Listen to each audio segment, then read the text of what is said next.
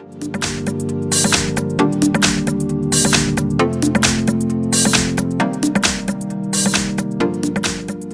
have iPhone XR and let me show you how to change wallpaper on the following device.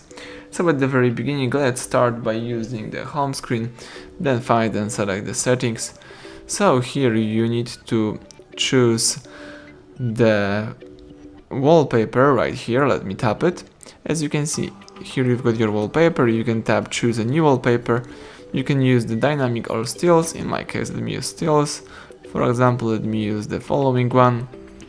And you can use the perspective or still style. In my case, let me use perspective, tap set, and you can use it for your lock screen, home screen, on for your both screens.